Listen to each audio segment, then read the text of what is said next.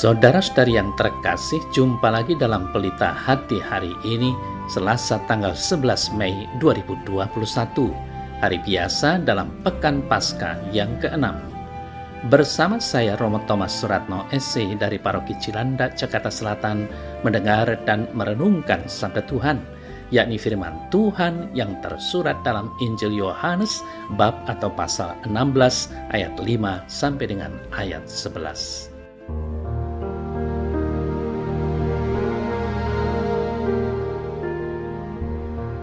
Dalam amanat perpisahannya, Yesus berkata kepada murid-muridnya, "Sekarang aku pergi kepada Dia yang telah mengutus aku, dan tiada seorang pun di antara kamu yang bertanya kepadaku, 'Kemana engkau pergi?' Tetapi karena aku mengatakan hal itu kepadamu, sebab itu hatimu berduka cita. Namun benar yang kukatakan ini kepadamu adalah lebih berguna bagi kamu jika aku pergi. Sebab jikalau aku tidak pergi, penghibur itu tidak akan datang kepadamu. Tetapi jikalau aku pergi, aku akan mengutus Dia kepadamu.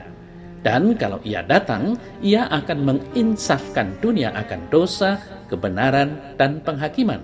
Akan dosa karena mereka tetap tidak percaya kepadaku, akan kebenaran karena aku pergi kepada Bapa dan kamu tidak melihat aku lagi, akan penghakiman karena penguasa dunia ini telah dihukum."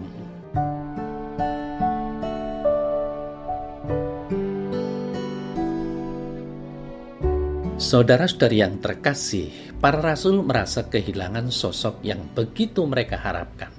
Seluruh harapan hidup yang pada mulanya ditautkan pada sosok dan ajaran Yesus kini sirna.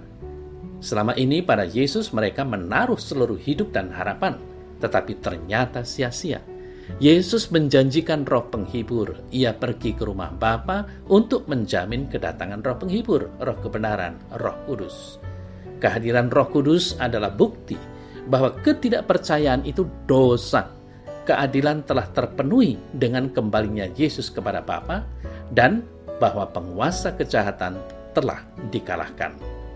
Saudara-saudari yang terkasih, Yesus telah merampungkan tugas pernyataan dan penyelamatan dari Allah. Roh Kudus dapat datang ke dunia.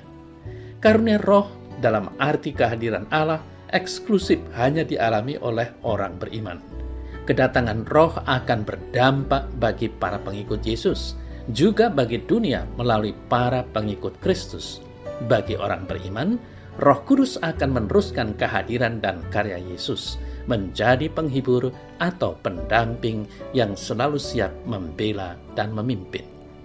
Saudara-saudari yang terkasih, sebelum Yesus berangkat, Ia memberi kata-kata peneguhan bagi mereka supaya tetap berpegang teguh dalam iman. Jangan sedih apalagi takut.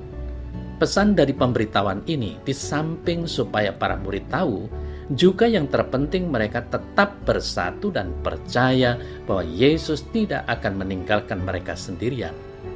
Perpisahan Yesus dengan para muridnya juga diliputi kesedihan dan keharuan. Para murid tidak mau berpisah dengan Yesus. Bersama Yesus merupakan pengalaman yang membahagiakan. Dalam situasi seperti itu, pastilah kita tidak ingin dipisahkan. Meski demikian, perpisahan itu perlu juga untuk proses pendewasaan selanjutnya. Lalu bagaimana dengan kita, saudara-saudari yang terkasih? Bagaimana perasaan kita ketika ditinggalkan seseorang yang sangat dekat di hati? Sedih dan sepi. Sedih karena tidak bersamanya lagi. Tiada sukacita dan canda ceria. Kita merasa sepi karena ditinggalkan dan kehilangan. Bisa jadi perasaan kosong menggelayuti jiwa. Nah, saudara saya terkasih, tentu saja perasaan sedih, sepi, dan kosong sedang memenuhi hati para rasul ketika Yesus hendak meninggalkan mereka. Mereka merasa seolah-olah kehilangan seluruh harapan hidup. Bagaimana tidak, selama ini pada Yesus mereka menaruh seluruh hidup dan harapan, tetapi ternyata sia-sia. Namun ingatlah saudara-saudara yang terkasih, bahwa dalam situasi sedih, sepi, putus asa, hancur, dan kosong itulah Yesus menjanjikan roh penghibur Ia pergi ke rumah Bapa untuk menjamin kedatangan Roh Penghibur, Roh kebenaran, Roh Kudus. Kehadiran Roh Kudus adalah bukti bahwa ketidakpercayaan itu sekali lagi dosa. Keadilan telah terpenuhi dengan kembalinya Yesus kepada Bapa, dan akhirnya bahwa penguasa kejahatan telah dikalahkan.